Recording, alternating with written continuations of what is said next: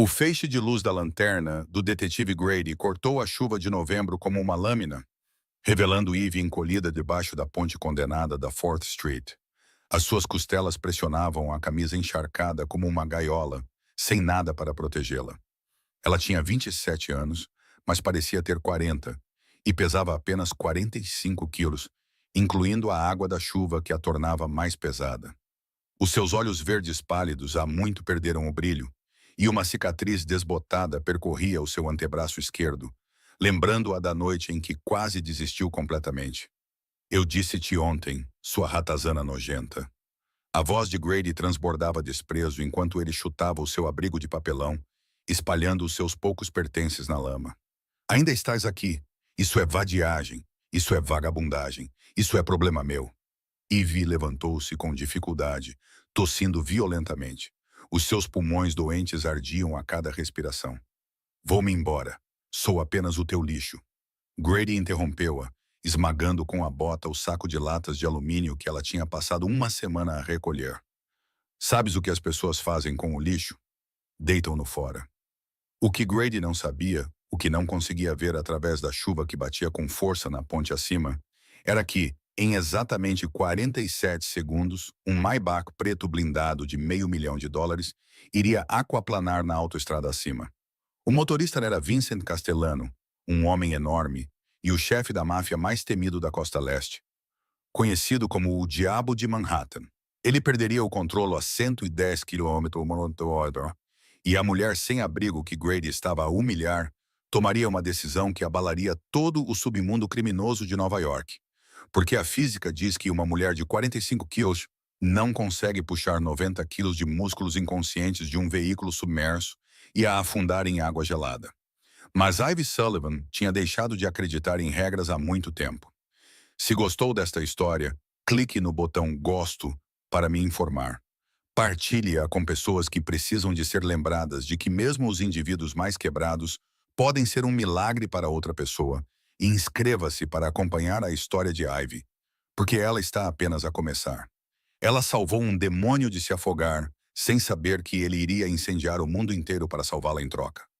Grady cuspiu na lama ao lado do pé de Ivy e virou-se. O feixe de luz da sua lanterna cortou a chuva como uma lâmina cortando a escuridão antes de desaparecer. O motor da patrulha rugiu. As luzes traseiras vermelhas se espalharam na chuva torrencial. Então tudo ficou em silêncio. Ivy ficou ali, tremendo. A chuva escorria pelo seu rosto, como se o próprio céu estivesse chorando por ela. Ela se ajoelhou na lama. Os seus dedos dormentes procuravam cegamente pelo que restava. Grady havia pisoteado o segundo casaco em uma poça. A garrafa de água estava quebrada. As latas de alumínio que ela havia passado uma semana inteira a recolher estavam agora esmagadas sob as botas dele e sem valor. Mas ela apanhou-as mesmo assim, uma a uma, porque eram tudo o que tinha. A sua mão encontrou o colar barato no peito, onde o anel de prata da sua mãe ainda estava pendurado. Estava frio, mas ainda estava lá.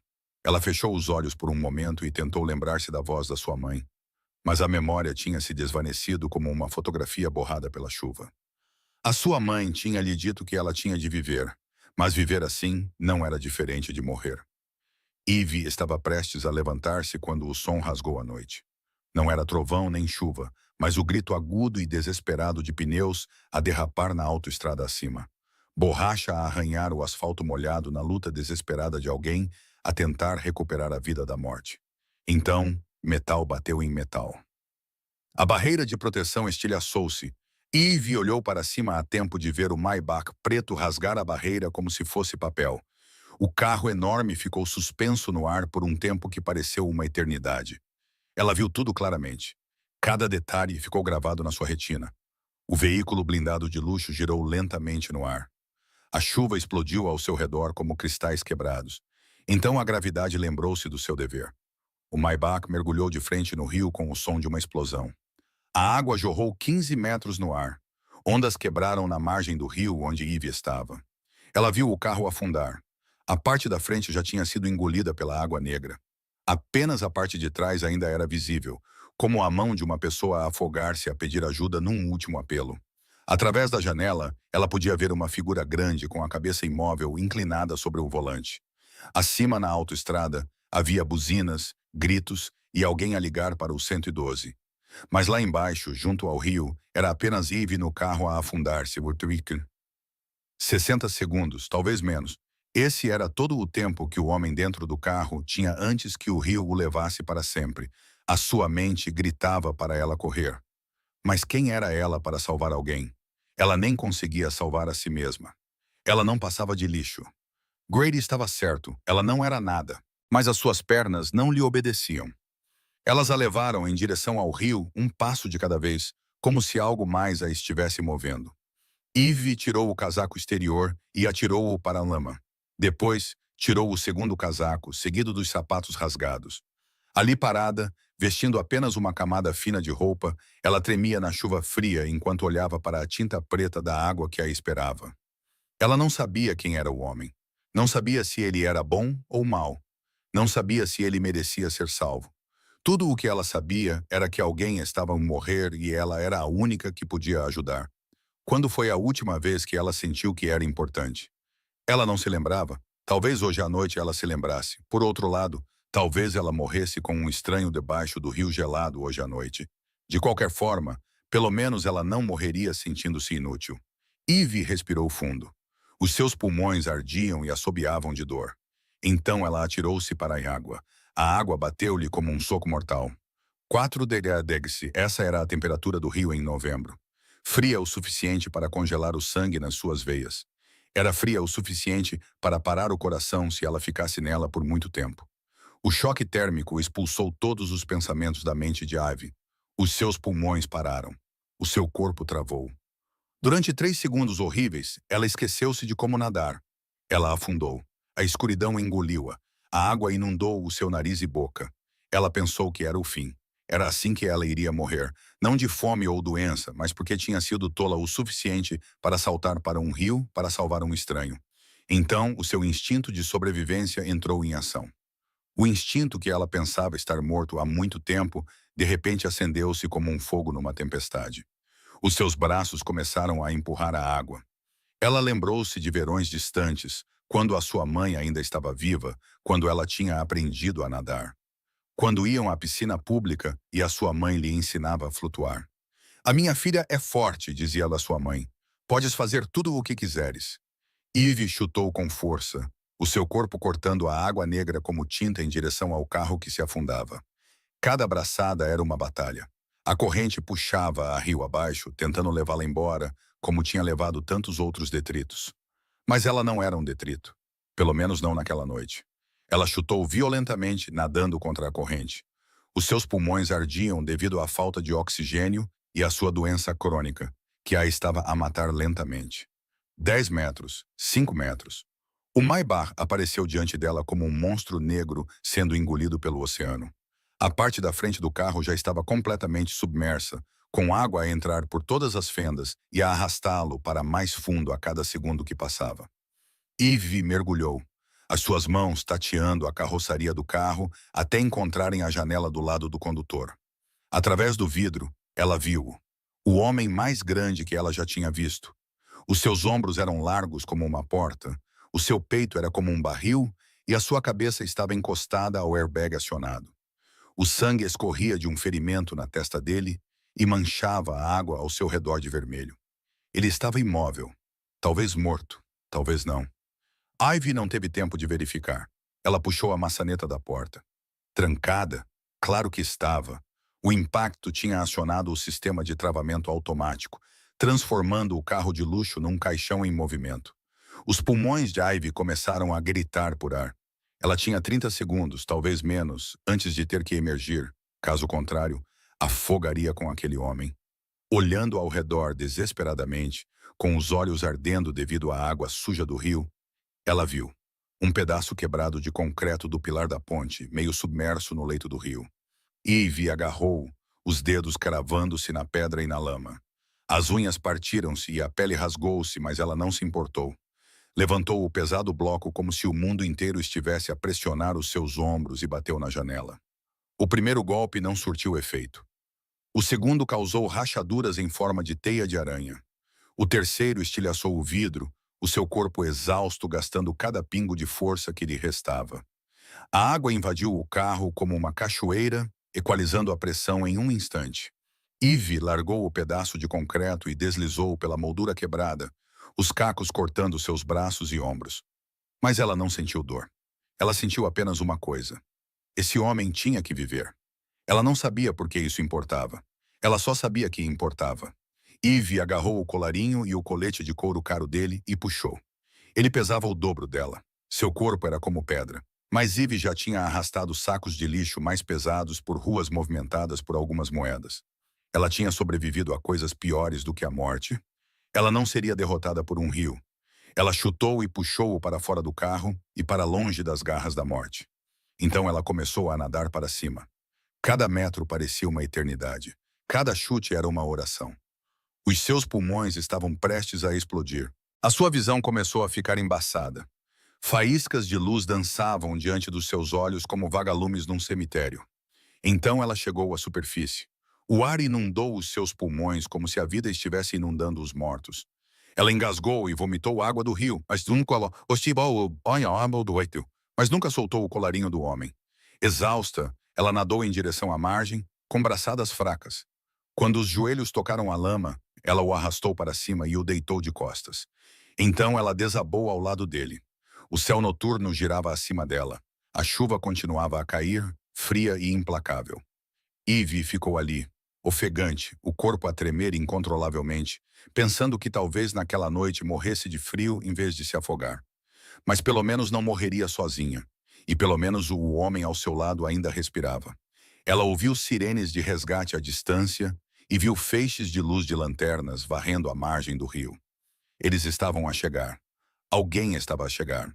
Ivy fechou os olhos e a escuridão a envolveu como uma mãe a abraçar uma criança perdida que finalmente encontrou o caminho de casa. Um feixe de luz de lanterna varreu a margem do rio, tirando Ivy da beira da inconsciência. Ela não sabia há quanto tempo estava ali deitada. Talvez alguns segundos, talvez alguns minutos. Mas os gritos e o som de passos a correrem cada vez mais perto despertaram o seu instinto de sobrevivência. Não era o instinto de uma heroína que acabara de salvar uma vida. Era o instinto de uma menina sem abrigo que aprendera que a atenção das outras pessoas nunca trazia nada de bom. A polícia iria pedir os seus documentos. Ela não tinha nenhum. Iriam perguntar-lhe a morada. Ela não tinha nenhuma. Iriam vê-la como uma vagabunda imunda, ligariam para o Grady, e o Grady teria uma desculpa para a trancar para sempre. Ivy cerrou os dentes e forçou o seu corpo exausto a levantar-se. A cabeça girava e o estômago revirava, mas ela rastejou em direção à escuridão debaixo da ponte mesmo assim. Centímetro a centímetro, com as unhas a raspar a lama e os joelhos a esfolarem-se no cascalho, ela arrastou-se para a escuridão onde a luz não chegava. Olhando para trás uma última vez, viu que a equipa de resgate tinha chegado ao homem. Eles pressionavam o peito dele, faziam respiração artificial, faziam tudo o que Eve não sabia fazer. Ela viu o peito dele subir, viu-o tossir. Ele estava vivo. Algo dentro dela se soltou. Um nó que ela não sabia que carregava. Ela tinha conseguido. Ela, uma sem-abrigo desconhecida a quem Grady chamava de lixo, tinha salvado uma vida. Talvez fosse a coisa mais significativa que ela já tinha feito em seus 27 anos. Eve virou-se e desapareceu na escuridão como um fantasma, como se nunca tivesse estado ali. O que ela não sabia era que acima dela, na esquina da ponte da 4th Street, uma câmara de trânsito estava a gravar tudo. A sua lente capturou tudo. Capturou o Maybach a perder o controlo, a sua queda no rio, e uma figura pequena e magra a atirar-se para a água cheia pela chuva como um anjo louco. A câmara registrou o momento em que ela emergiu pela segunda vez, arrastando um corpo 2 vezes maior do que ela. Registrou-a deitada exausta na margem do rio, a tremer como uma folha numa tempestade. Também registrou-a a rastejar para a escuridão e a desaparecer da cena antes que alguém pudesse ver o seu rosto. Embora a imagem estivesse desfocada e manchada pela chuva, ainda era clara o suficiente para mostrar que algo impossível tinha acontecido. Uma mulher minúscula tinha feito o impossível. Uma mulher minúscula tinha conseguido o impossível. Depois, desapareceu como se nunca tivesse existido. A ambulância rugiu pela noite, as suas luzes azuis e vermelhas rasgando a escuridão. Vincent Castellano foi colocado numa maca com uma máscara de oxigênio sobre o rosto. O sangue ainda escorria da ferida na sua cabeça. Ninguém sabia que o homem que estavam a salvar era o chefe da máfia mais temido da Costa Leste. Ninguém sabia que o carro que se afundara no rio valia $500.000 e era à prova de balas. E ninguém, nem mesmo o próprio Vincent, sabia que a pessoa que o tirara das garras da morte era uma menina sem abrigo, pesando apenas 45 quilos, que tremia na escuridão nas proximidades, tossindo sangue e rezando para sobreviver à noite. Mas, nos dias seguintes, quando o demônio de Manhattan acordasse e descobrisse que ainda estava vivo, ele encontraria aquele vídeo e viraria a cidade inteira de cabeça para baixo para encontrar o fantasma que lhe salvara a vida. Vincent Castellano abriu os olhos e a primeira coisa que viu foi o teto branco de um quarto que conhecia melhor do que qualquer hospital do mundo. Era a clínica médica secreta da família Castellano, escondida no interior de um prédio comercial comum em Manhattan. O Dr. Nathan Reed tinha suturado Vincent e os seus homens, curando inúmeros ferimentos de bala, cortes de faca e lesões que nenhum hospital público jamais poderia saber. A sua cabeça latejava como se alguém estivesse martelando-a por dentro. Ele tentou sentar-se, mas o seu corpo recusou. Uma mão pressionou o seu ombro, forçando-o a deitar-se novamente. "Fique quieto, chefe", disse a voz familiar e tensa de Marco ao seu lado. "Você quase morreu." Vincent virou a cabeça para olhar para o homem que o acompanhava há 15 anos. O homem em quem confiava mais do que na família, porque a família podia traí-lo, mas Marco não. O rosto de Marco estava mais pálido do que o habitual. A barba estava irregular, como se não dormisse há dias, e os olhos revelavam algo que Vincent raramente via em alguém: medo verdadeiro. "O que aconteceu?" perguntou Vincent, com a voz áspera, como se tivesse engolido um rio inteiro. E então ele se lembrou. A chuva, a autoestrada, os freios falhando, o guardrail quebrando. Água negra. "O carro foi sabotado", disse Marcos sem rodeios. Não havia desvios. O cabo do freio tinha sido cortado, de forma profissional e limpa, quase sem deixar vestígios. Mas Léo tinha verificado os destroços sob o rio e encontrado provas. Vincent fechou os olhos por um segundo. Os freios tinham sido cortados. Alguém tinha tentado matá-lo. Alguém imprudente, estúpido ou desesperado o suficiente para ir atrás do diabo de Manhattan. "Moretti?" perguntou ele, mesmo já sabendo a resposta. 9%? Marco acenou com a cabeça. "Aquele bastardo há muito tempo que queria derrubar-te." Talvez ele achasse que este era o momento certo. Vincent lidaria com Moretti mais tarde. Ele lhe iria despedaçá-lo pedaço por pedaço e enviar os pedaços para a família dele em caixas separadas. Mas naquele momento, outra coisa ocupava a sua mente. Uma vaga lembrança, pequenas mãos agarrando o seu colarinho. O seu corpo sendo arrastado pela água gelada. "Quem me tirou do carro?" perguntou ele. Marco ficou em silêncio por um momento, e esse silêncio dizia muito. "Essa é a parte mais estranha", disse Marco, pegando um tablet, deslizando a tela algumas vezes e entregando-o a Vincent. "Temos as imagens da câmera de trânsito. Precisas de ver isto." Vincent pegou no tablet, pressionou play e assistiu. A qualidade do vídeo era ruim, borrada pela chuva e pela escuridão, mas ainda clara o suficiente para mostrar o que tinha acontecido. Primeiro, o Maybach rasgou o guardrail e mergulhou no rio. Em seguida, uma figura pequena e magra atirou-se à água como uma louca. Vincent viu a figura desaparecer sob a superfície e contou até 30 segundos. Tempo suficiente para pensar que ela se tinha lá afogado. Então ela emergiu, arrastando-o com ela. Ela não podia pesar mais do que metade do que ele, mas lá estava ela, puxando-o contra a corrente e nadando rio acima com o corpo dele, a servir de âncora ao redor do pescoço. Ela arrastou-o para a margem. Ela ficou ali, tremendo e exausta. Quando a equipa de resgate se aproximou, ela rastejou para a escuridão e desapareceu como um fantasma. "Quem é ela?" perguntou Vincent, com os olhos ainda fixos no ecrã e na silhueta que se desvanecia na noite. "Ainda não sabemos. Sem rosto, sem identidade. Apenas que ela estava debaixo da ponte da 4th Street naquela noite e provavelmente era uma sem-abrigo." Vincent tocou no ecrã e congelou a imagem pouco antes do fantasma desaparecer. Ele olhou para a pequena silhueta que arriscou a vida na água gelada para salvar um homem que não conhecia. Ela poderia tê-lo deixado afogar-se se soubesse quem ele era. Encontrem-na, disse Vincent, sua voz fria e firme mais uma vez. Vira a cidade toda de cabeça para baixo, se for preciso. Encontra-a e traz-a aqui. 3 dias, 72 horas. Foi esse o tempo que a equipa de Vincent Castellano passou a vasculhar a área ao redor da ponte da 4th Street à procura de um fantasma.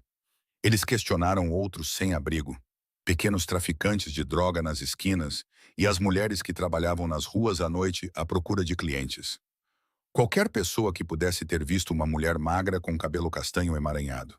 A maioria abanou a cabeça. Alguns falaram de uma rapariga que às vezes viam debaixo da ponte, silenciosa como uma sombra, nunca incomodando ninguém, nunca pedindo nada. Chamavam-na de fantasma. A ironia era gritante. Foi Léo quem a encontrou. O motorista e guarda-costas de 28 anos, calado, seguiu vestígios tênues debaixo da ponte até ao ferro velho a leste, de lá até uma igreja abandonada e, finalmente, até um beco escuro a 2 quarteirões da ponte da 4th Street. Ela estava encolhida atrás de um grande contentor do lixo, o corpo a tremer incontrolavelmente,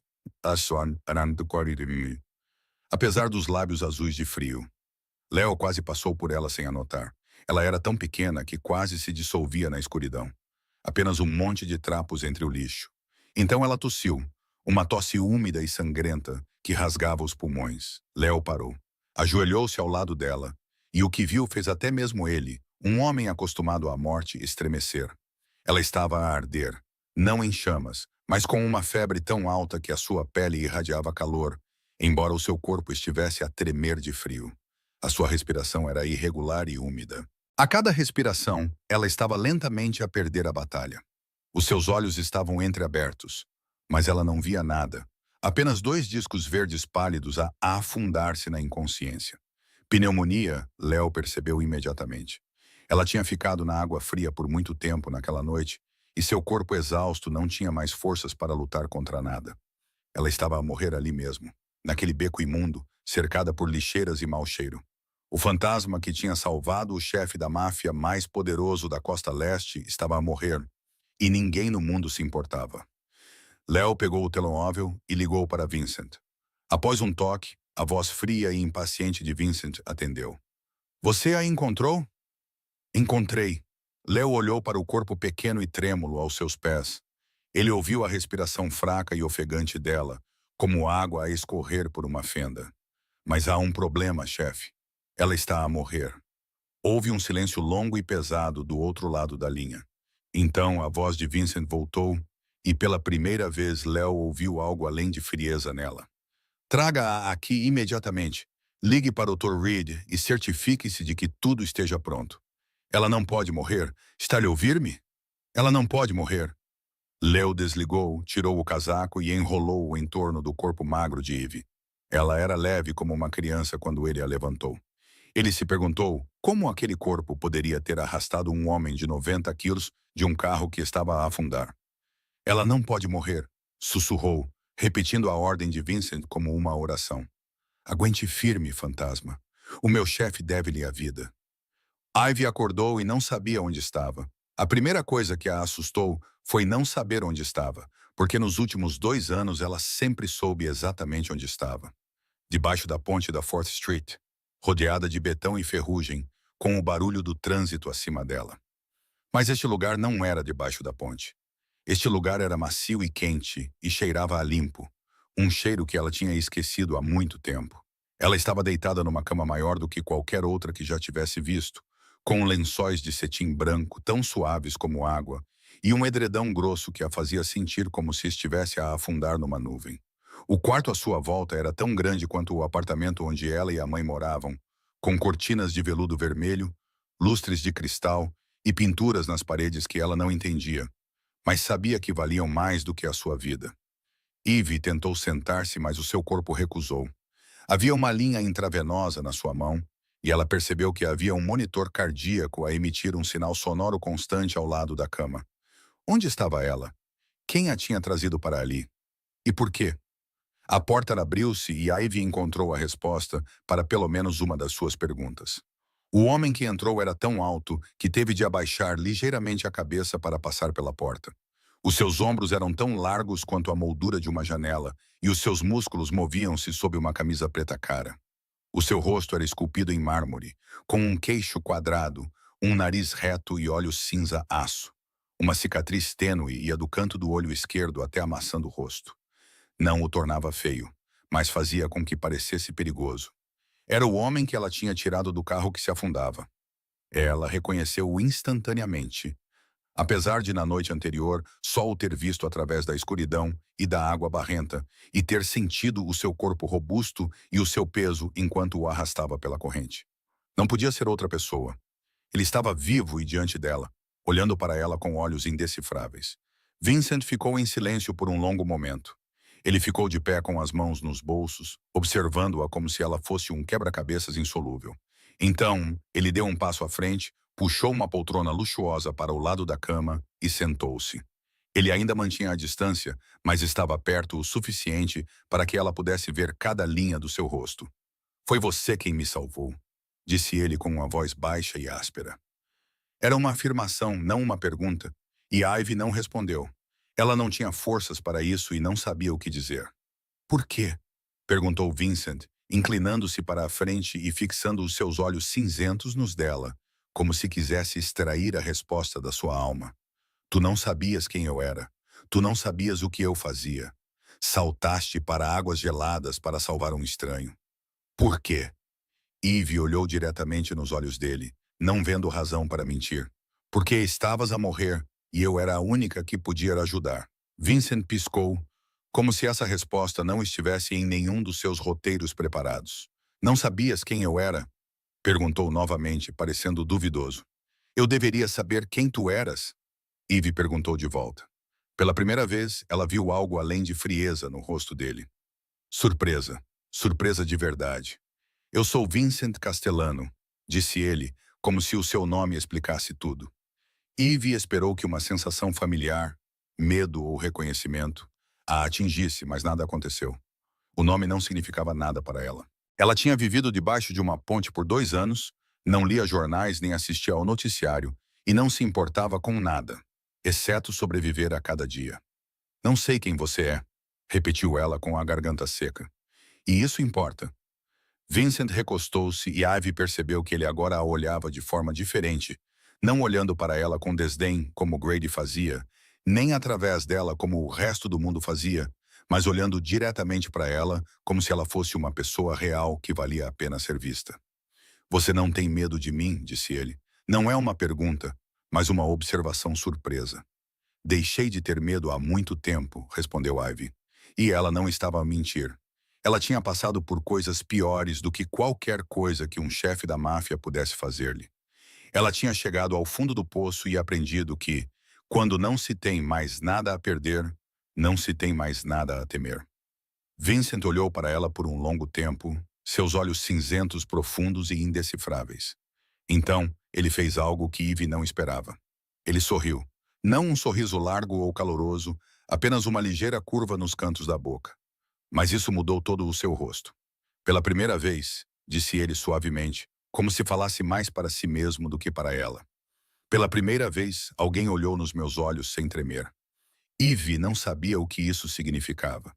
Tudo o que ela sabia era que estava presa naquela sala, no mundo desse homem, sem saída. Mas, estranhamente, ela não sentia necessidade de fugir. Pela primeira vez em muito tempo, sentiu que alguém havia de verdade.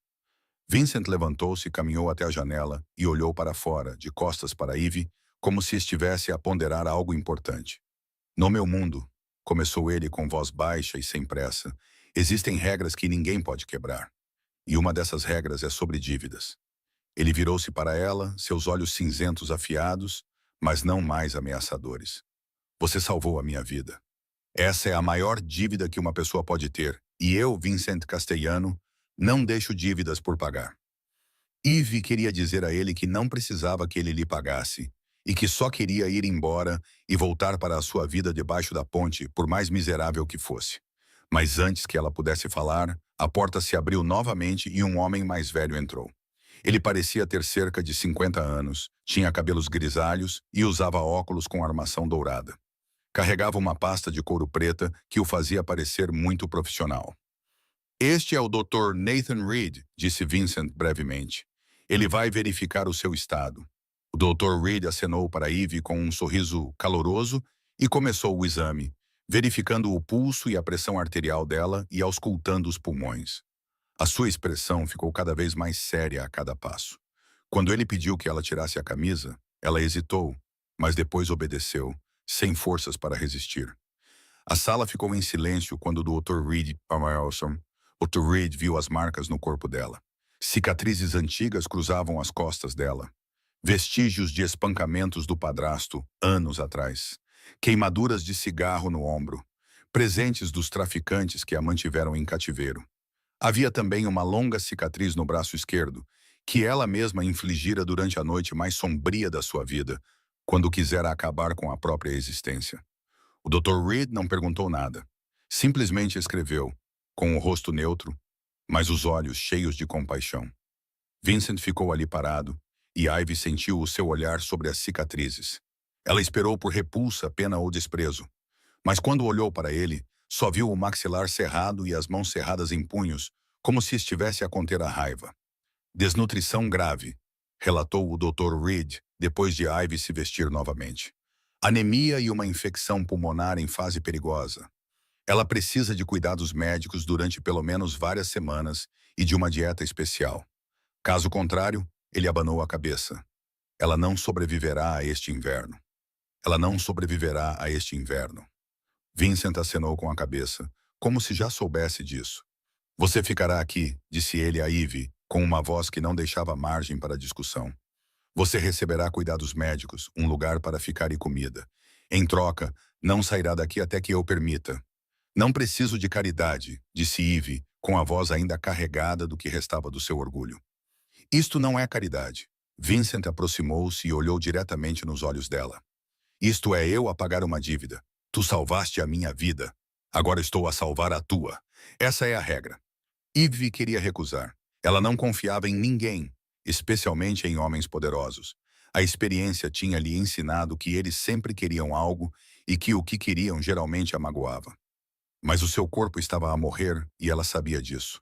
Cada respiração era uma batalha, e ela estava a perder. A sua mão deslizou para o peito, onde o anel de prata da sua mãe ainda repousava na corrente barata. Tens que viver, disse a sua mãe nos seus últimos dias, quando o cancro já lhe tinha roubado quase toda a sua força. Não importa o que aconteça, tens que viver. Ivy fechou os olhos por um momento e viu o rosto da mãe.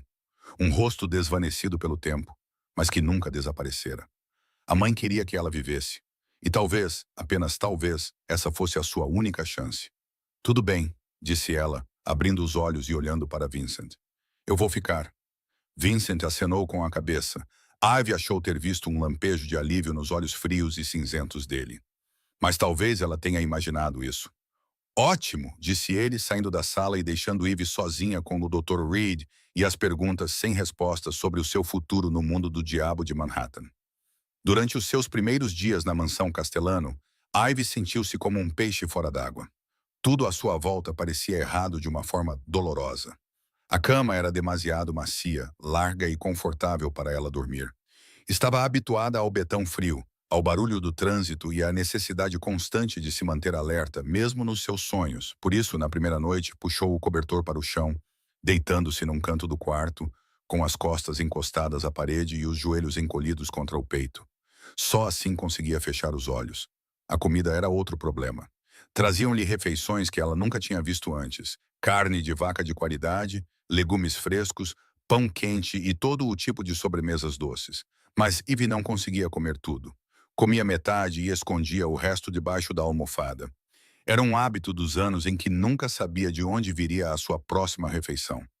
A empregada encontrou os restos de comida e comunicou o fato, mas ninguém disse nada a Ivy. Em vez disso, olhavam para ela como se fosse uma criatura de outro planeta.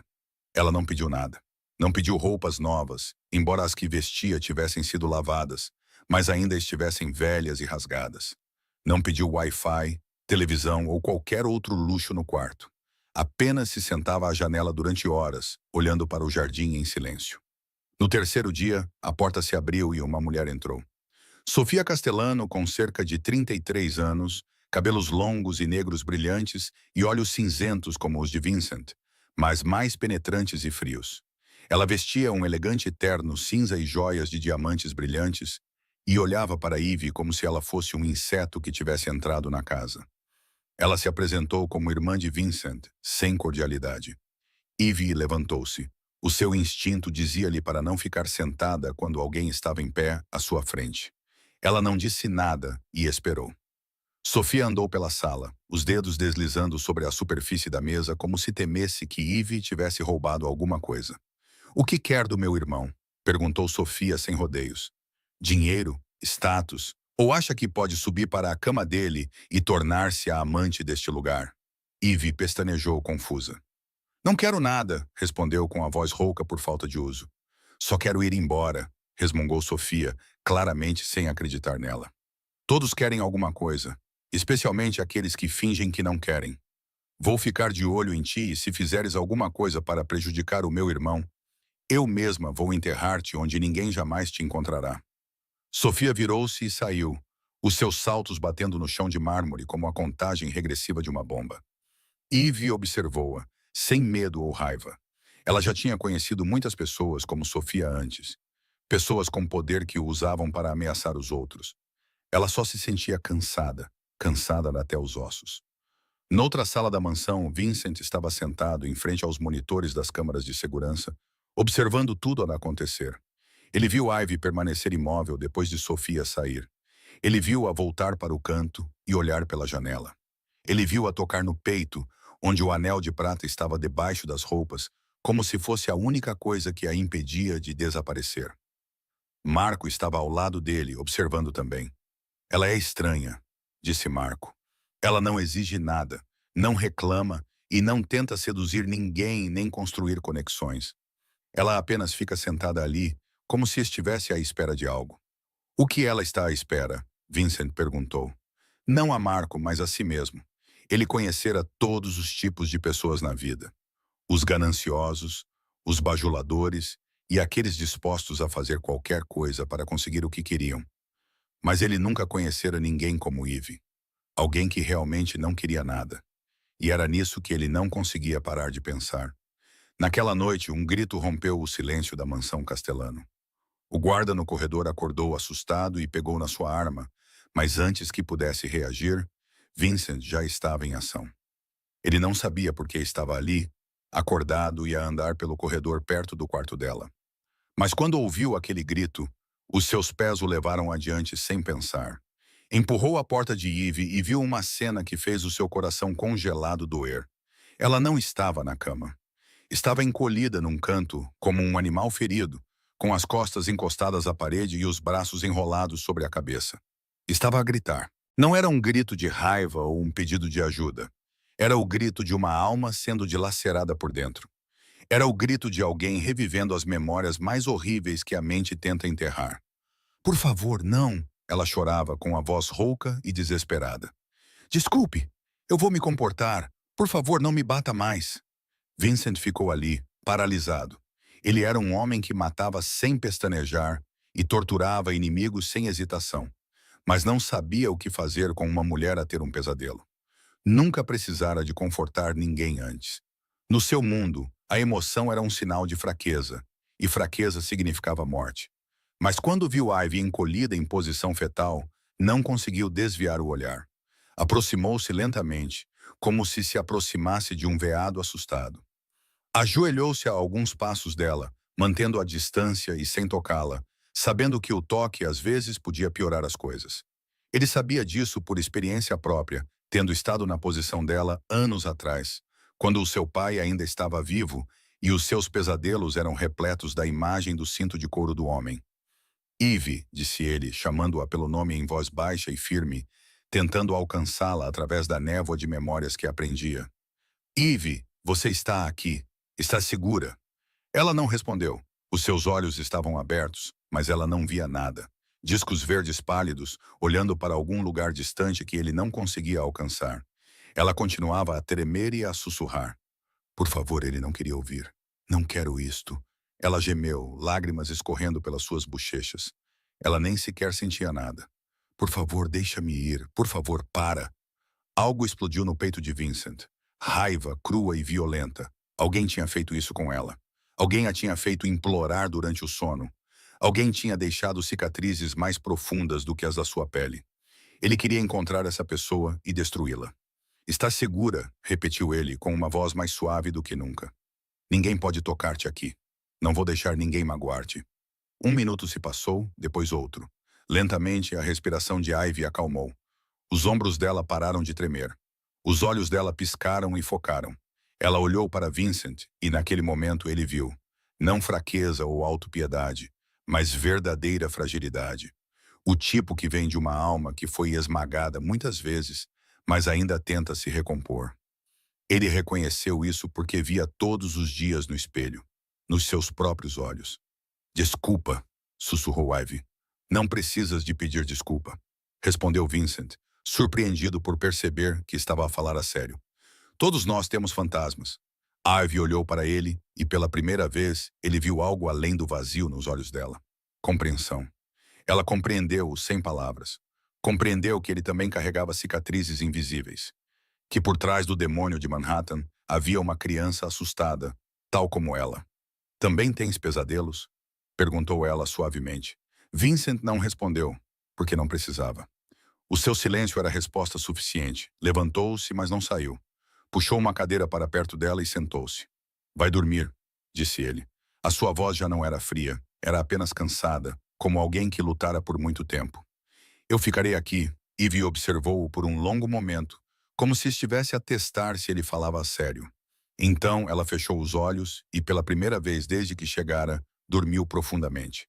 Não era o sono superficial de alguém sempre em guarda, mas o sono profundo de alguém que sabia que outra pessoa estava a vigiá-la. Vincent ficou ali a noite toda, observando-a e perguntando-se por que uma estranha o fazia sentir menos sozinho do que qualquer pessoa que ele já conhecera. Enquanto isso, a alguns quilômetros de distância, num bar decadente no Lower East Side, o detetive Richard Grady estava no seu terceiro whisky, remoendo o estranho desaparecimento da sua presa favorita.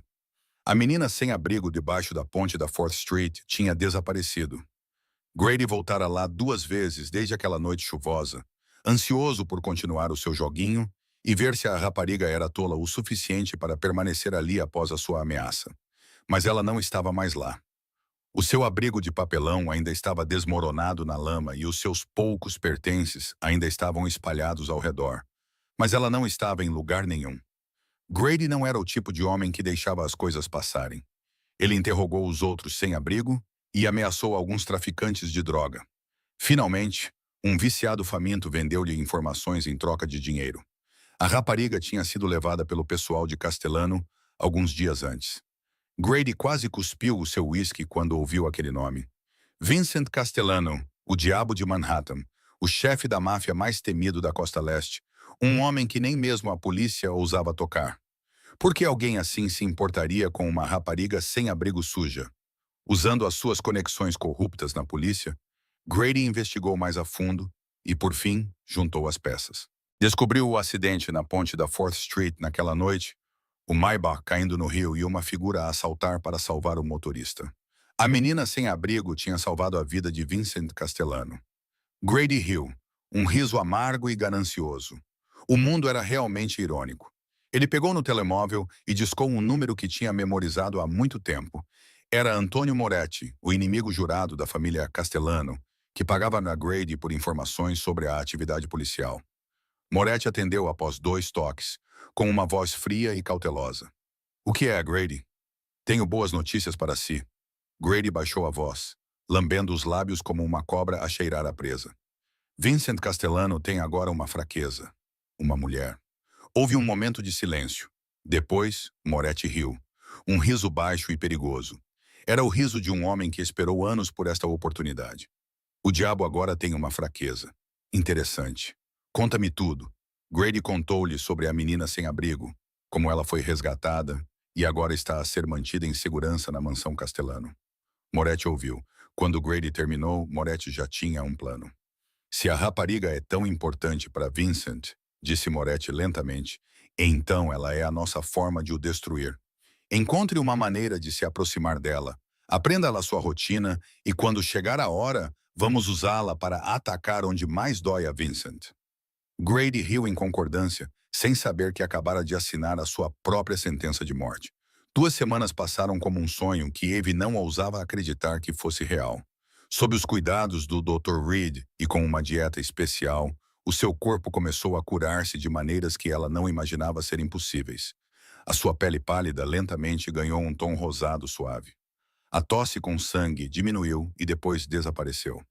Ela ganhou 3 quilos e, embora ainda estivesse muito mais magra do que a média, já não parecia um esqueleto ambulante. Mas a maior mudança não foi física. Foi na sua alma. Eve começou a ler. A biblioteca da mansão Castellano era vasta, cheia de livros que ela nunca ousara sonhar em tocar. Começou com romances simples, depois passou para a poesia e, finalmente, para a filosofia. Lia como se estivesse a compensar os anos em que lhe fora negada a educação, como se cada página fosse uma porta que se abria para o mundo que lhe fora negado. Também começou a conversar com os funcionários, inicialmente de forma breve e tímida, mas gradualmente ficando mais à vontade. Rosa, a cozinheira idosa com mãos calejadas e um sorriso gentil, foi a primeira a quebrar a barreira de Eve. Ela preparava refeições especiais para ela e contava histórias sobre sua casa no México. Não pedia nada em troca. Simplesmente queria que Eve soubesse que alguém se importava com ela. Ela é genuinamente boa. Marco disse a Vincent durante uma das reuniões diárias. Estou a observá-la há 2 semanas. Não há nada de suspeito. Ela não fez contato com ninguém de fora. Também não tentou recolher informações sobre a família. Apenas lê, come e, às vezes, conversa com a Rosa. Se isto for uma encenação, ela é a melhor atriz que já vi. Vincent não respondeu, mas sabia que Marco estava certo. Eve não tinha segundas intenções. Ela era diferente de todas as pessoas que ele conhecia neste mundo de engano e traição. E talvez fosse por isso que ele não conseguia parar de pensar nela. Começou a aparecer nos locais que ela frequentava, na biblioteca à tarde, no jardim de manhã e no corredor à porta do quarto dela à noite.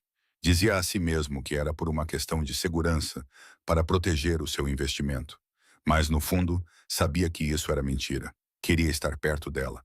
Era só isso. Numa noite de dezembro, a neve começou a cair suavemente do lado de fora das janelas.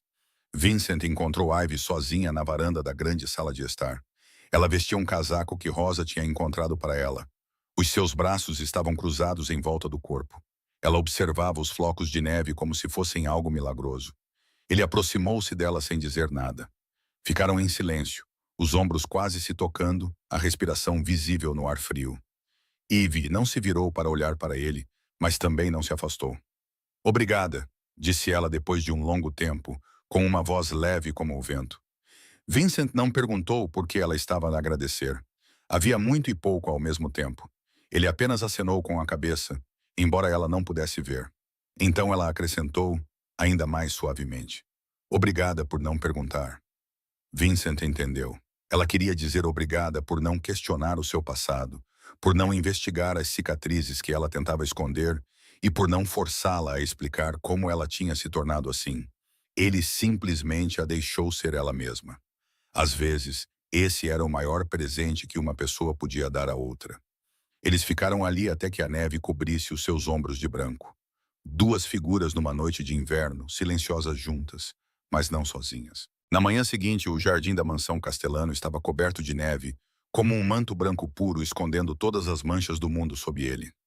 Eve ficou à janela, a olhar para a cena perfeita, e sentiu um estranho desejo surgir no seu peito.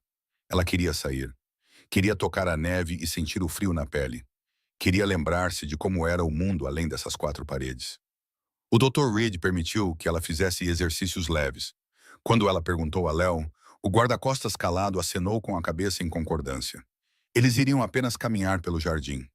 Que perigo poderia haver? Esse foi o primeiro erro. O jardim era vasto e silencioso. Havia roseiras nuas cobertas de neve e caminhos de mármore brilhando sob o fraco sol de inverno.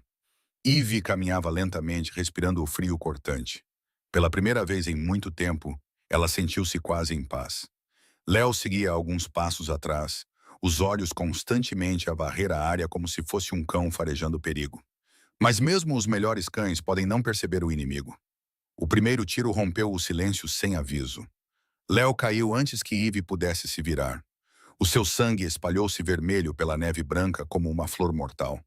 4 homens vestidos de preto e com os rostos cobertos apareceram por trás dos arbustos, com as armas apontadas diretamente para Eve. Não disseram nada nem exigiram nada. Simplesmente avançaram com os passos furtivos de homens habituados a raptar e matar. Eve ficou ali parada, com o coração a bater forte, sabendo que tinha 2 opções: render-se ou lutar. Render-se significaria ser levada, torturada e usada como um peão num jogo de poder que ela não compreendia. Lutar significava possivelmente morrer ali mesmo na neve, a poucos quilômetros da ponte onde ela já tinha vivido. Ela escolheu lutar, não porque fosse corajosa, mas porque tinha sofrido demais para se render. Quando o homem à frente se moveu em direção a ela, Eve se lançou em direção a Léo. Não para fugir, mas porque sabia que ele estava armado. O atirador não esperava essa reação. Ele achava que a sua presa iria congelar ou implorar como as outras. Ele estava errado. Eve se abaixou ao lado de Léo, deslizou a mão por baixo do casaco dele e tirou a pistola que ele sempre carregava. Ela não sabia atirar. Nunca tinha segurado uma arma antes, mas sabia como sobreviver. E às vezes, sobreviver significava fazer coisas que ela achava que não era capaz. O líder dos atacantes se lançou para agarrar a arma. Eve se virou e bateu com toda a força com a coronha da pistola na têmpora dele. Ele caiu na neve, inconsciente. Ela não parou. Levantou-se, mirou nos 3 restantes e viu que suas mãos tremiam, embora seus olhos estivessem firmes. Afastem-se, disse ela com uma voz tão fria que mal reconheceu. Afastem-se ou eu atiro. Os 3 homens hesitaram. Não esperavam que a sua presa fraca reagisse. Naquele momento de hesitação, tiros ecoaram da mansão. Vincent e Marco apareceram com os guardas, armas em punho, e em menos de 1 minuto, os 3 restantes estavam na neve, mortos ou gravemente feridos, incapazes de se mover. Então, tudo ficou em silêncio. Vincent passou por cima dos corpos e do sangue que manchava a neve branca e parou na frente de Ivy. Ela ainda estava ali, com a arma na mão. O sangue do homem que ela havia atirado estava espalhado pelo seu rosto, vermelho escuro contra a sua pele pálida. Mas os seus olhos estavam calmos, assustadoramente calmos. Não a calma de alguém que não tinha medo, mas a calma de alguém que havia enfrentado a morte tantas vezes que ela não a assustava mais. Lo está ferido, disse ela calmamente. Chame um médico. Vincent olhou para ela e viu algo novo nos seus olhos verdes apagados. Força e vontade. Uma capacidade de lutar que ele não esperava de um corpo tão pequeno e quebrado. Ela não era apenas frágil. Era uma guerreira que tinha sido derrotada pela vida, mas nunca se tinha realmente rendido. Marco chamou Dr. Reed. Vincent ordenou, sem tirar os olhos de Ivy. Limpe isto. Quero saber quem eles eram e quem os enviou. Então ele fez algo que surpreendeu a todos. Tirou o casaco e colocou-o sobre os ombros de Ivy. Gentilmente tirou a arma da mão dela. Agora está segura, disse ele com uma voz mais suave do que qualquer um jamais tinha ouvido dele. Portaste-te muito bem. Ivy olhou para ele e, pela primeira vez, permitiu-se apoiar-se em alguém. Ela encostou-se a Vincent, que a segurou como se fosse a coisa mais natural do mundo. Após o ataque no jardim, Vincent triplicou a segurança. Guardas foram posicionados por toda a mansão. O sistema de vigilância foi atualizado. Ninguém podia entrar ou sair sem a sua aprovação. Léo sobreviveu. A bala atravessou o ombro dele sem atingir nenhuma artéria, e ele se recuperou na sala médica do Dr. Reed. No entanto, a maior mudança não foi na segurança. Vincent começou a ir ao quarto de Ivy todas as noites. Na primeira noite, ele disse que era para verificar os arranjos de segurança. Na segunda noite, ele disse que era para se certificar de que ela não estava a ter pesadelos. Na terceira noite, ele não disse nada. Ele simplesmente chegou e sentou-se na poltrona perto da janela. E eles começaram a conversar. Não eram conversas sem sentido, perguntas indiscretas ou mentiras educadas, mas conversas reais, do tipo que nenhum dos dois tinha com ninguém há anos. Começaram com coisas pequenas. O livro que Ivy estava a ler, o trabalho que Vincent teve de lidar naquele dia, e como estava frio para dezembro deste ano. Mas, à medida que a escuridão enchia a sala e apenas a lâmpada noturna brilhava, As suas barreiras começaram lentamente a cair. Uma noite, Eve perguntou sobre a cicatriz no rosto dele. Vincent ficou em silêncio por um longo tempo. Tanto tempo que ela pensou que ele não iria responder. Então ele começou a contar-lhe sobre o seu pai, Jeppe Castellano, o antigo chefe da máfia que era temido pelo mundo exterior, mas cuja família vivia aterrorizada. Ele batia na sua esposa. Ele batia nos filhos com cintos, punhos e qualquer outra coisa que tivesse à mão quando estava bêbado, zangado ou simplesmente queria lembrar a todos quem era o dono da casa. Vincent tocou a sua bochecha. Esta cicatriz é do meu 14º aniversário. Entornei vinho na camisa dele na frente dos convidados. Ele esperou até que eles fossem embora e então cortou o meu rosto com o anel. Ele disse que era para que eu nunca mais o envergonhasse. Eve ouviu sem falar. A sua mão apertou-se até as unhas cortarem a palma da mão. Ela compreendeu profundamente. A minha mãe aguentou isso durante 18 anos. Vincent continuou, com a voz áspera, como se as palavras estivessem a rasgar-lhe a garganta. Então, um dia, ela não aguentou mais. Ela esperou até eu estar na escola e até a Sofia estar na escola. Depois, engoliu um frasco inteiro de comprimidos para dormir e nunca mais acordou. Ele fez uma pausa e respirou fundo. Eu tinha 16 anos quando a encontrei na cama. Ela parecia estar a dormir, mas estava fria. O quarto ficou em silêncio sepulcral. Ivy não sabia o que dizer. Não havia palavras que pudessem amenizar aquele tipo de dor. Então ela permaneceu em silêncio. Ela levantou-se da cama, foi até onde Vincent estava sentado e sentou-se no chão ao lado dos pés dele. Somos iguais, disse ela suavemente, com os olhos fixos na janela e na escuridão lá fora. Ambos fomos criados pela dor. Carregamos cicatrizes que ninguém vê. Estamos tão habituados a estar sozinhos que já nem sabemos como deixar de estar. Vincent olhou para ela. Na escuridão, conseguia vê-la mais claramente do que nunca. Não com os olhos, mas com algo mais profundo. Viu uma alma quebrada como a sua, alguém derrotado pela vida, mas ainda de pé. Viu uma guerreira no corpo de uma rapariga magra e frágil. Não sabia bem por que razão a sua mão se estendeu na escuridão para procurar a dela. E ela não se afastou quando os dedos dele tocaram nos dela. Ficaram ali sentados em silêncio, de mãos dadas. Duas almas quebradas a tocar-se pela primeira vez. Não houve promessas ou declarações de amor. Apenas a conexão de duas pessoas que estavam cansadas demais de lutar sozinhas. Naquele momento, Vincent e Ivy se sentiram um pouco menos sozinhos. A atitude de Sofia Castellano em relação a Ivy mudou após o ataque no jardim. Ela não a via mais como uma oportunista ou uma ameaça, mas como uma mulher que escolheu lutar em vez de se render, e a tratava com respeito. Então, quando Sofia se ofereceu para levar Ivy para comprar roupas novas, Vincent concordou com a condição de que guardas os acompanhassem. Eles foram a uma boutique de luxo em Manhattan que Sofia frequentava. Ivy sentiu-se deslocada entre os vestidos caros e os vendedores excessivamente educados. Mas Sofia pacientemente a orientou, escolhendo roupas simples e elegantes que combinavam com seu corpo pequeno. Eles tinham acabado de sair da loja, com sacolas nas mãos, quando um homem bloqueou o caminho. Grady estava ali, com um uniforme da polícia, um sorriso falso nos lábios e um olhar penetrante por trás de sua aparência amigável. Ivy o reconheceu instantaneamente, e seu sangue pareceu congelar. Senhorita, disse Grady, fingindo preocupação. Sou o detetive Grady, do Departamento de Polícia de Nova York. Estou preocupado com você desde que desapareceu da área da ponte da 4th Street. Você está bem? Alguém está a forçando a ficar em algum lugar? Se precisar de ajuda, posso protegê-la. Ivy congelou memórias de noites chuvosas debaixo da ponte, voltando à sua mente. O calcanhar dele esmagando as suas latas. A voz desdenhosa dele chamando-a de lixo, a tocha como uma lâmina na escuridão. Ela queria falar, gritar que era ele quem a atormentava, mas a garganta fechou-se e nenhuma palavra saiu. Sofia deu um passo à frente e colocou-se entre Ivy e Grady. Os seus olhos cinzentos estavam gelados. Detetive Grady, disse ela lentamente, cheia de sarcasmo. Eu conheço-o. É o polícia corrupto que extorque o sem-abrigo e protege os traficantes de droga no Lower East Side. Não faça teatro para mim, disse Grady, com o rosto a mudar e o sorriso a desaparecer, embora se tenha recuperado rapidamente. Não sei do que está a falar.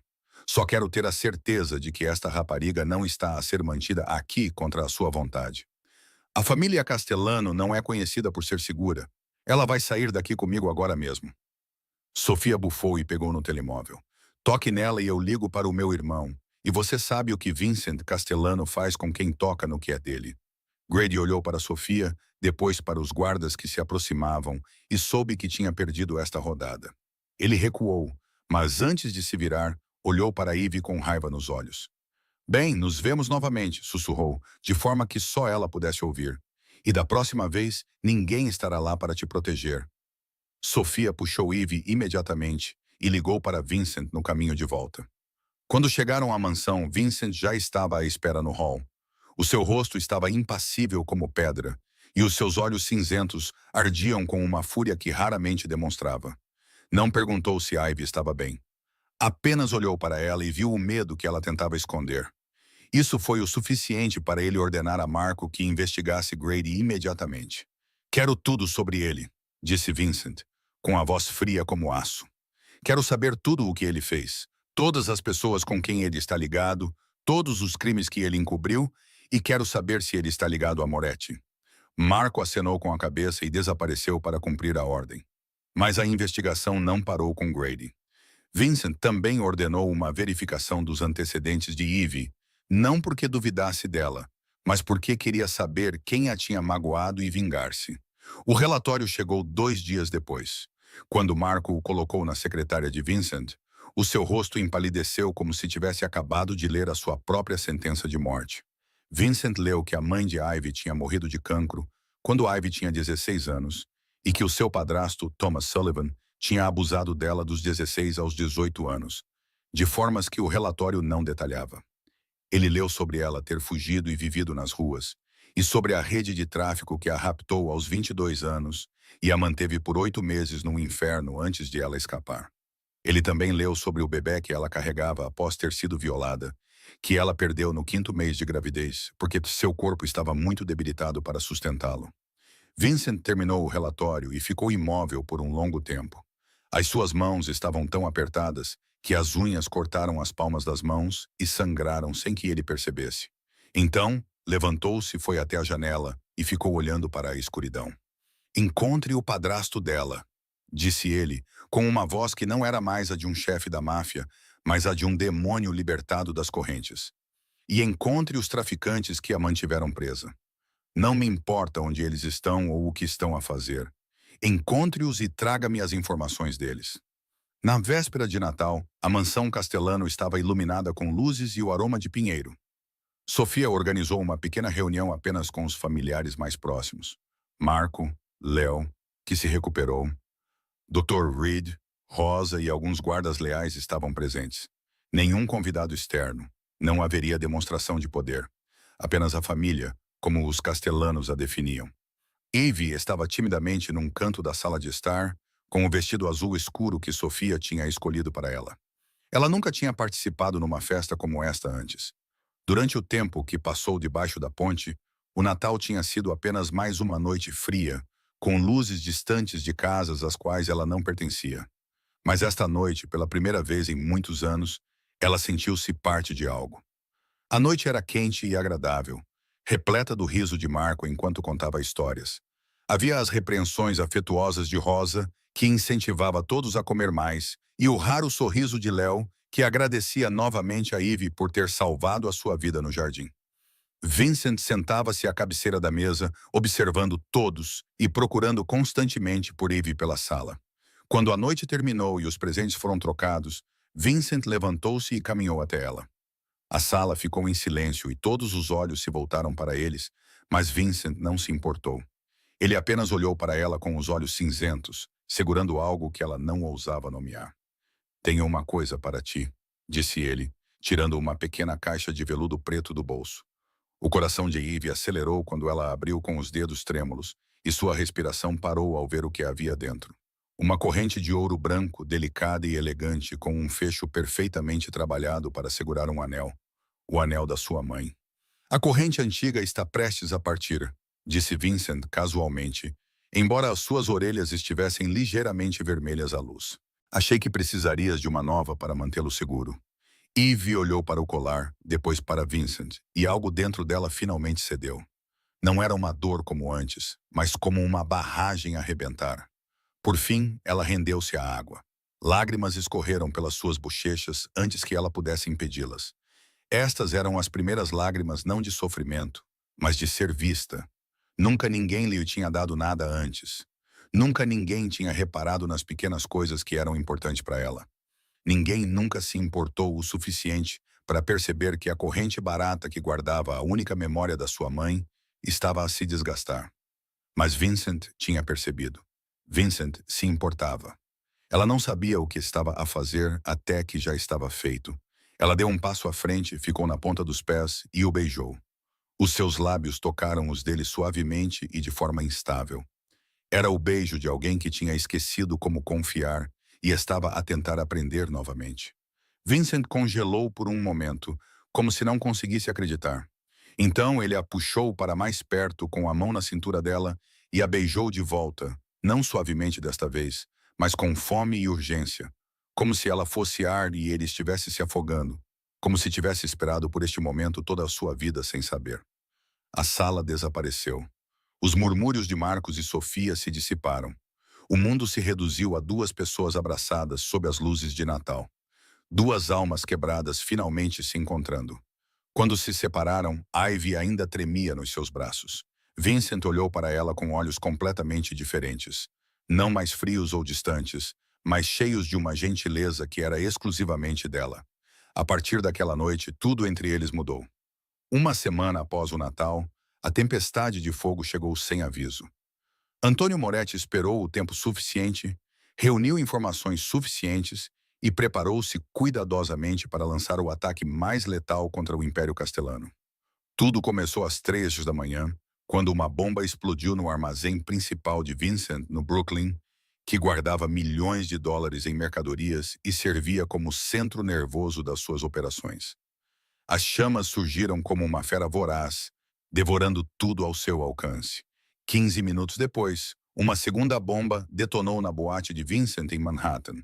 Em seguida, uma terceira bomba explodiu no posto de gasolina no Queens. Moretti não queria apenas prejudicar Vincent. Ele queria destruir tudo o que Vincent havia construído. Vincent foi acordado por um telefone que não parava de tocar e relatórios que chegavam como chuva. Ele saiu correndo do quarto, gritando ordens para Marcos se mobilizar, para Léo reforçar a segurança na mansão e para todas as unidades ficarem prontas. No caos, ninguém percebeu que o sistema da mansão havia sido violado. Grady havia feito o seu trabalho. Com a ajuda de Moretti, ele subornou um guarda externo e obteve o código para desativar as câmaras na ala leste, onde ficava o quarto de Ivy. Enquanto Vincent e Marcos saíam apressados, Grady entrou como um fantasma. Ivy estava a dormir quando a porta se abriu. Ela mal teve tempo de abrir os olhos antes que uma mão áspera tapasse a sua boca, enchendo o seu nariz com o cheiro nauseante e familiar de cigarros. Grady sorriu na escuridão, o rosto iluminado pela luz do corredor como um demônio saindo do inferno. Sentiu a minha falta, rato de esgoto? Sussurrou ele. Eu disse que nos encontraríamos novamente. Ivy lutou, mas ele era mais forte e ela ainda estava fraca. Um golpe na lateral da cabeça e o seu mundo escureceu. Quando acordou, estava num armazém abandonado com paredes de betão cinzento, o cheiro a mofo e decomposição, e uma lâmpada nua a balançar acima dela. Estava amarrada a uma cadeira de madeira e as cordas estavam a cravar-se na sua pele. Grady estava diante dela, segurando o mesmo bastão que usara para a ameaçar debaixo da ponte. Só que desta vez, ele não estava apenas a ameaçá-la. Agora ele tinha o controle. Sabes, disse Grady, girando preguiçosamente o bastão. Fiquei zangado quando desapareceste. Eu tinha planos para ti. Planos interessantes. Mas então tu foste e te tornaste a prostituta do Castelano. Ele cuspiu aos pés dela. Ela era uma mulher sem abrigo que pensava que podia ser uma rainha. Não sonhe. O primeiro golpe tirou o ar dos seus pulmões. Ela se curvou para a frente ofegante, mas as cordas a mantiveram presa. O segundo golpe cortou o seu lábio e o sangue escorreu pelo seu queixo. O terceiro, quarto e quinto golpes foram acompanhados por insultos sibilantes, chamando-a de lixo e imundície. Algo que a sociedade deveria jogar fora, pois ela não era digna da vida e certamente não era digna de Castellano. Eve não gritou. Ela havia esquecido como fazer isso. Gritar só fazia com que eles gostassem ainda mais. Então ela fechou os olhos e fugiu para um lugar onde a sua mãe ainda estava viva e cantava para ela dormir. Grady parou, ofegante e com os olhos selvagens. "Por que não estás a chorar?" gritou ele, puxando-lhe o cabelo. "Porque não estás a implorar, quero que implores." Ivy abriu os olhos verdes claros, que estavam machucados e inchados, mas parecia assustadoramente calma. Olhando diretamente para ele, ela disse com aspereza: "Você estará morto antes do nascer do sol." Grady riu, o som ecoando no concreto. "Você é louca. Achas que Castellana vai encontrar-te? Achas que alguém se importa com uma sem-abrigo como tu?" Eve não respondeu porque não precisava. Ela sabia que Vincent iria aparecer em algum lugar da mansão. Vincent voltou das explosões e encontrou o verdadeiro pesadelo. O quarto de Ivy estava vazio, a janela estava aberta, e no travesseiro dela havia um bilhete escrito com a caligrafia de Grady que dizia: "Se quiseres a tua Mad volta, vem me encontrar, demônio." Vincent leu e algo dentro dele se quebrou. Não por fraqueza, mas como um animal finalmente libertado das correntes. Marcos chegou, ferido e pálido, ao ver a expressão de Vincent. "Chefe", disse ele ansiosamente.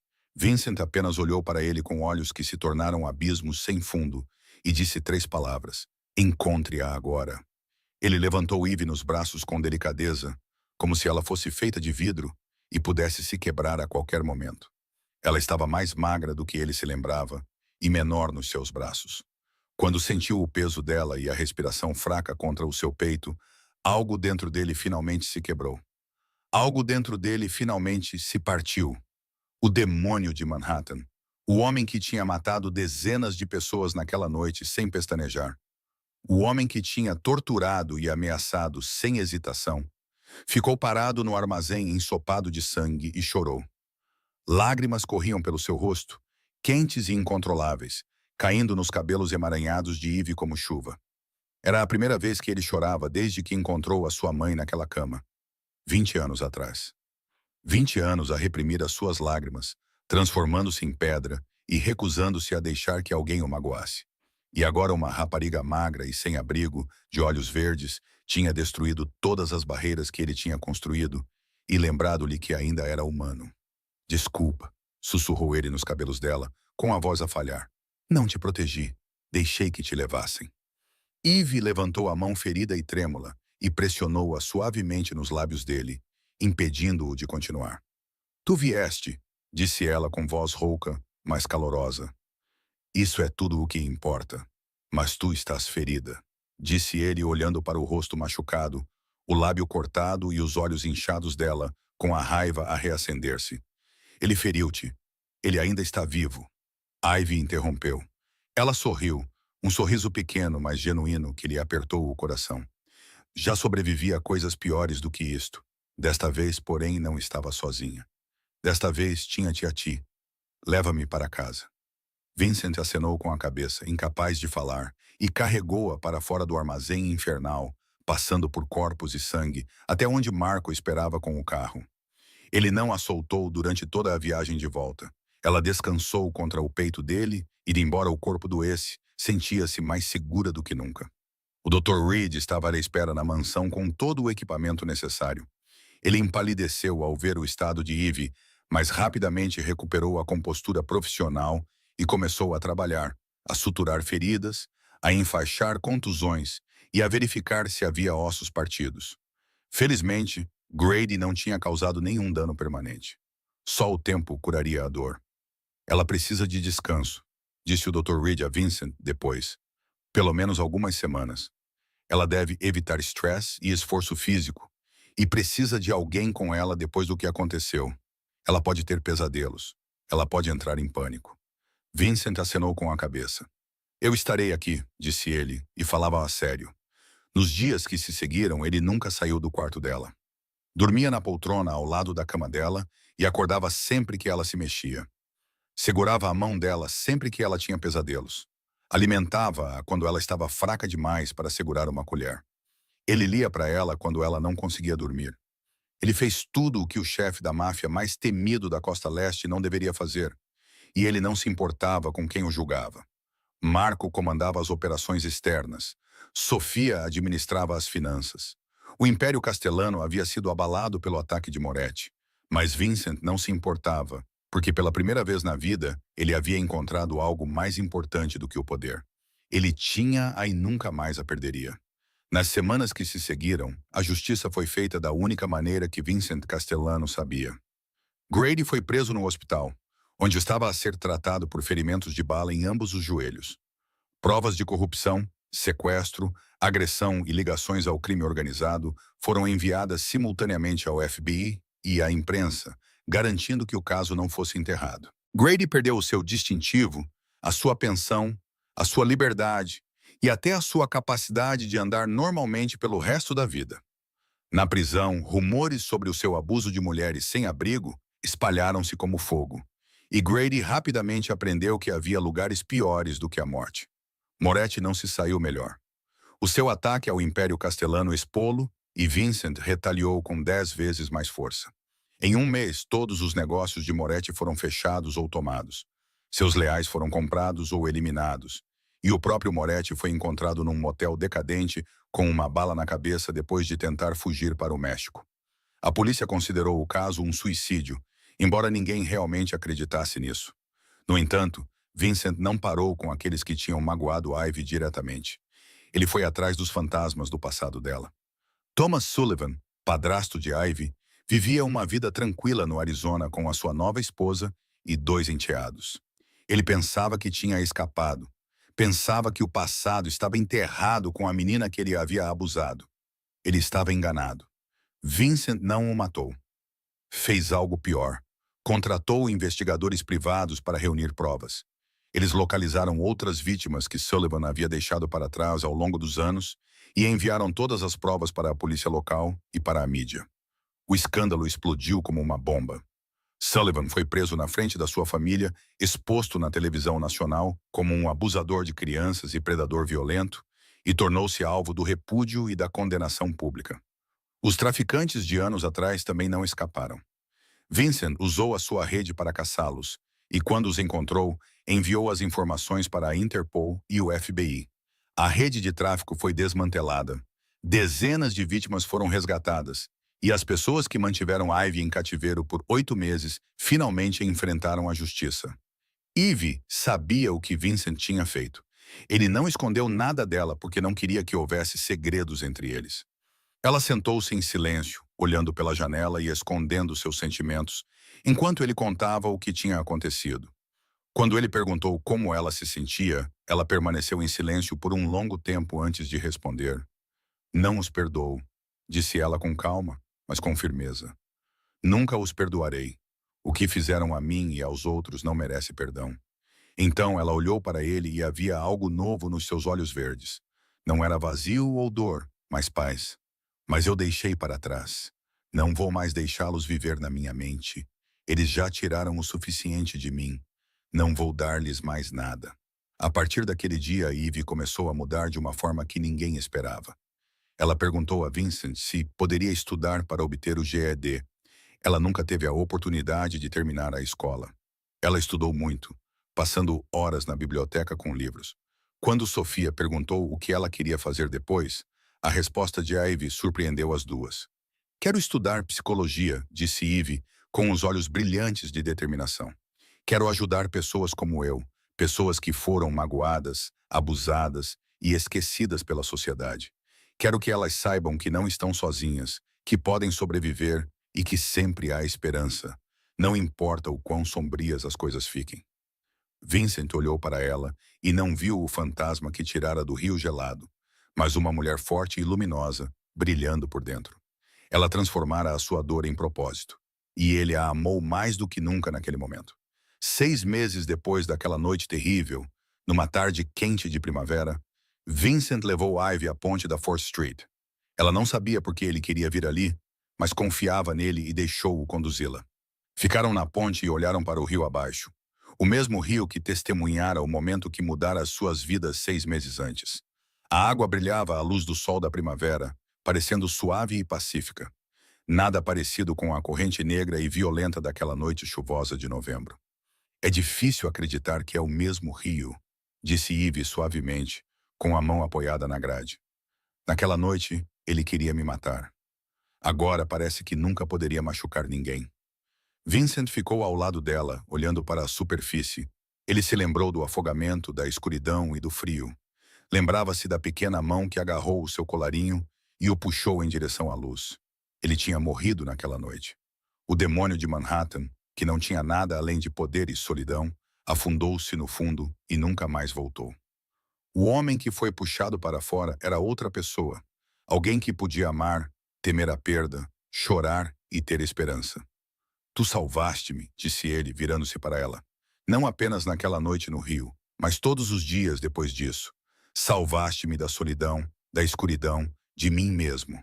Eve olhou para ele e uma nova luz brilhou nos seus olhos verdes, outrora extintos.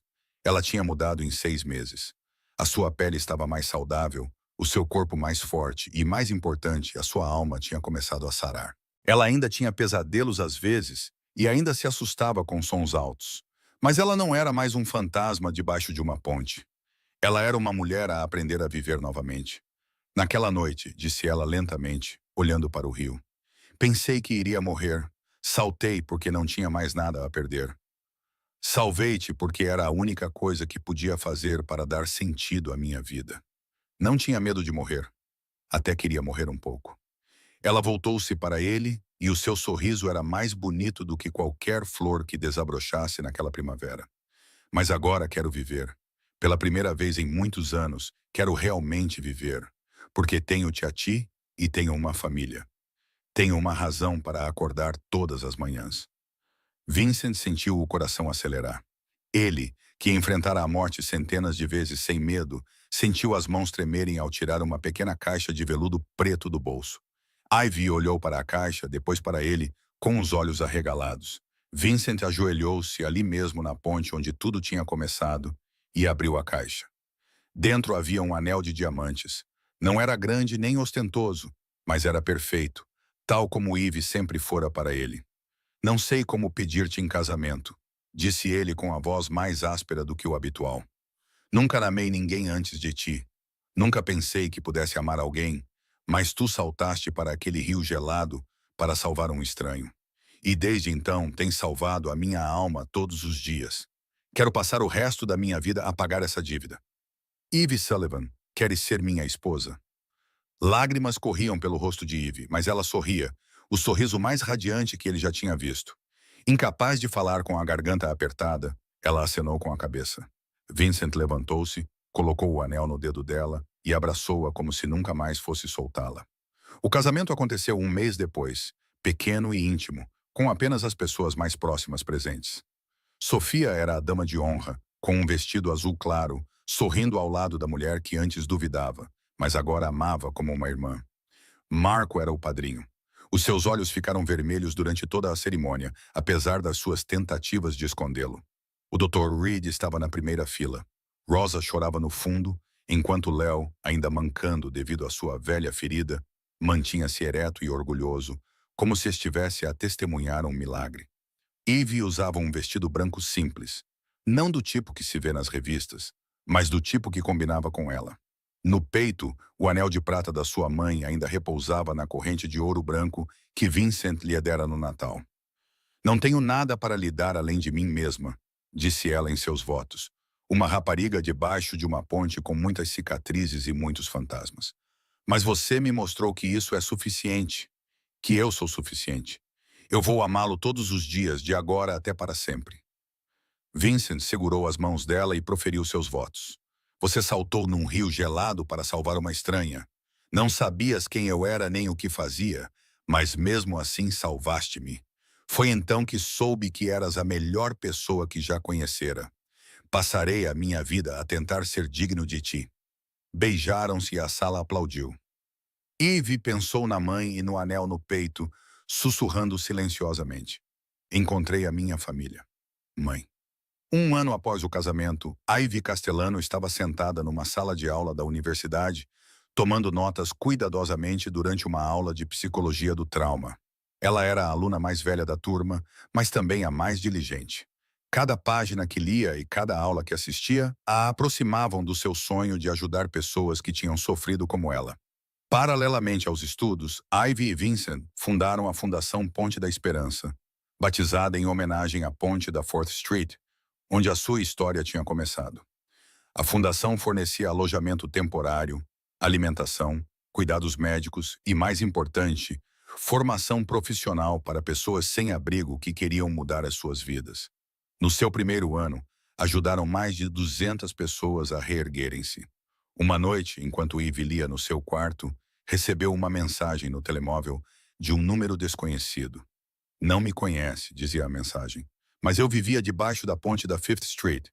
O detetive Grady também me assediava, assim como assediava você. Ouvi falar do que você fez com a sua fundação. Sobre a prisão de Grady. Quero agradecer-lhe. Você salvou mais pessoas do que imagina." Ivy leu a mensagem e sentiu algo quente se espalhar pelo seu peito. Ela respondeu: "Não sou uma heroína. Sou apenas alguém que foi salva por outra pessoa e queria fazer o mesmo." A mensagem final do desconhecido fez seus olhos arderem. É exatamente isso que os heróis fazem. Naquela noite, Ivy ficou na varanda da mansão, olhando para as luzes da cidade abaixo. A brisa da primavera acariciava o seu cabelo e ela colocou a mão na barriga, onde uma nova vida crescia. Vincent saiu e ficou ao lado dela, como fazia todos os dias e todas as noites há um ano, sem nunca sair do seu lado. "Vincent", disse ela suavemente. "O que foi?", perguntou ele, virando-se para ela. "Tenho algo para lhe contar." Ela pegou na mão dele e colocou a sua palma grande e calejada sobre a sua barriga. Ele congelou por um momento, depois os seus olhos cinzentos se arregalaram e brilharam sob as luzes da cidade. "Vamos ter um bebê", disse Ivy, sorrindo radiantemente. Vincent não conseguia falar. Em vez disso, puxou-a para os seus braços e abraçou-a com força. Pela segunda vez na vida, o diabo de Manhattan chorou. Não de dor, como da primeira vez no armazém abandonado, mas de felicidade e gratidão por finalmente ter tudo o que nunca ousara sonhar. Uma esposa que o amava pelo que ele realmente era e um filho. Uma esposa que o amava não pelo seu poder ou dinheiro, mas pelo que ele realmente era. E agora um filho. Uma pequena vida que o chamaria de pai. Uma pequena vida que o chamaria de pai. Eles ficaram ali, nos braços um do outro, sob o céu estrelado. Duas almas quebradas que se encontraram e se curaram juntas. Ivy passou de um fantasma debaixo de uma ponte a uma esposa e futura mãe, e parte de uma família. Tudo começou numa noite chuvosa, quando um carro caiu num rio e uma rapariga decidiu que salvar a vida de um estranho valia mais do que a sua própria segurança. Embora algumas dívidas nunca possam ser realmente pagas, elas podem ser honradas todos os dias através do amor e do cuidado, e permanecendo juntos até o fim da vida. Esta história nos ensina que todas as pessoas neste mundo têm valor. Não importa onde você esteja, não importa o que você tenha passado, não importa se o mundo o rotulou como inútil, você ainda pode fazer milagres na vida de outra pessoa. Às vezes, são as pessoas mais feridas que mais curam os outros. Acredite em si mesmo, acredite no amor e nunca perca a esperança. Se esta história tocou o seu coração, curta-a curta-a para apoiar o nosso canal. Partilhe este vídeo com os seus entes queridos e com qualquer pessoa que precise de um lembrete de que merece ser amada. Não se esqueça de se inscrever no nosso canal para não perder mais nenhuma história comovente. Adoraríamos saber o que achou da história de Ivy e Vincent. Já passou por momentos em que se sentiu sem esperança, mas que depois mudaram? Partilhe as suas experiências nos comentários abaixo. Estamos sempre atentos ao que vai no seu coração. Desejamos a todos que assistem a este vídeo boa saúde, alegria e paz. Obrigado por se juntar a nós.